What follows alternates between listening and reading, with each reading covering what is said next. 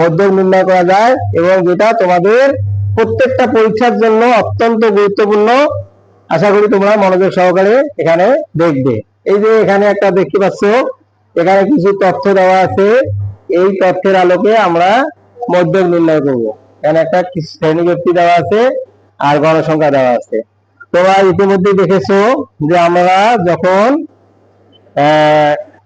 প্রতিরোধ নির্ণয় করছি তখন আমাদের কোনো কলাম বরাবর দুইটা ঘর দেওয়া ছিল, দুইটাই থাকে, আর অতিরিক্ত কোনো ঘর করতে হয় না।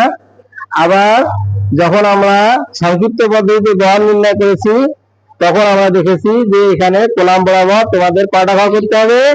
5টা ঘর করতে হবে।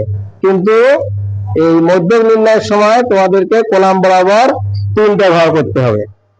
তো দেখা যাক কি কি আছে। প্রথমে শ্রেণীব্যক্তি, যেটা শ্রেণীব্যক্তি ওখানে দেওয়া আছে সেটাই আমরা লিখবো এইভাবে: 31 থেকে 40, 41 থেকে 50, 51 থেকে 60, 61 থেকে 70, 71 থেকে 80, 81 থেকে 90, 91 থেকে 100। এটা হলো শ্রেণীব্যক্তি।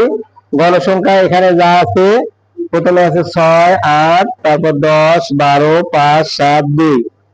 এখানে কিন্তু মোট গণসংখ্যা n সমান 50 দেওয়া আছে। ক্রমজড়িত গণসংখ্যা, এটা তোমাদের বোঝার বিষয়। এই প্রথমে 6 থাকবে, তারপর 6 আর এখানকার 8 যোগ করে এখানে বসাইতে হবে। 6 আর 8 14, অনুরূপ ভাবে 14 আর 10 যোগ করে এখানে 24, 24 আর 12 যোগ করে এখানে 36, 36 আর 5 যোগ করে এখানে 41, 41 আর 7 যোগ করে এখানে 48, 48 আর 2 যোগ করে এখানে 50 আমরা বসাইলাম। এটা হলো ক্রমজড়িত গণসংখ্যা, এইভাবে বের করতে হয়। তো এখন আমাদের মধ্যক শ্রেণী কোনটা সেটা বোঝার জন্য তোমাদেরকে এই মোট গণসংখ্যাটা ধরে দিতে হবে। এখানে n সমান 50 মোট গণসংখ্যা, যা জোড় সংখ্যা। তাহলে মধ্যক হবে n ভাগ 2, মানে 50 ভাগ 2 সমান 25তম পদের মান। এখন 25তম পদটা আছে কোথায় সেটার জন্য তোমাদেরকে এখানে লক্ষ্য করতে হবে। এই 6 পর্যন্ত এই শ্রেণীতে আছে, 7 থেকে 14 পর্যন্ত এই শ্রেণীতে আছে, 15 থেকে 24 পর্যন্ত তোমাদের এই 51 থেকে 60 শ্রেণীতে আছে, 24 ওখান থেকেই শেষ। তারপর 25 থেকে 36, অর্থাৎ তোমার ওখানে যদি n ভাগ 2 সমান 30 হইতো, তারপরেও তোমাদের 61 থেকে 70 ঘরে থাকতো।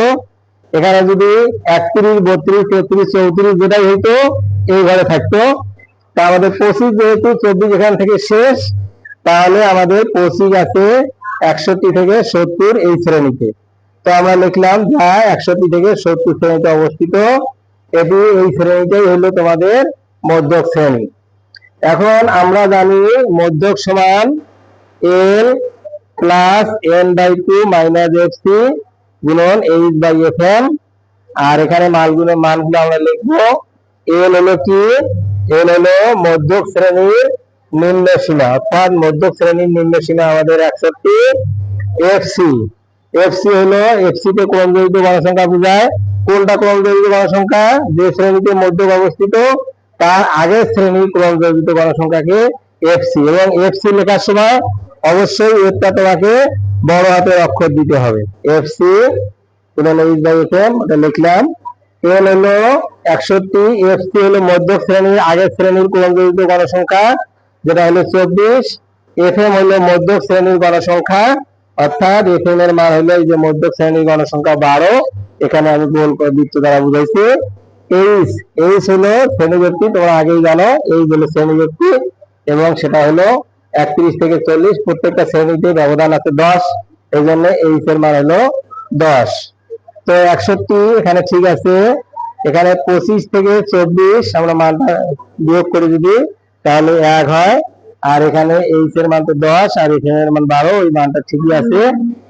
এবার আগে এটা যোগ করব না আগে এইটার কাজ শেষ করব? আগে অবশ্যই তোমাকে এই কাজটা শেষ করতে হবে, তারপর যোগ। অনেকেই করেছে 61 আর 1 62, তারপর ওইটা করে, তাহলে হবে না। আগে গুণের কাজ করতে হবে। 61 ঠিক আছে, যোগ এখানে 1 দিয়ে 10 কে গুণ করলে 10 10, 10 কে আমরা যদি 12 দ্বারা ভাগ করি তাহলে 0.83 হয়। 61 আর 0.83 যোগ করলে হচ্ছে তোমার 61.83। এইটাই হলো আমাদের নির্ণয় মধ্যক। নির্ণয় মধ্যক সমান 61.83। আশা করি বুঝছো, না বুঝলে তোমরা কমেন্টে জানাবা, আমি ইনশাআল্লাহ আরো ভালো করে উত্তর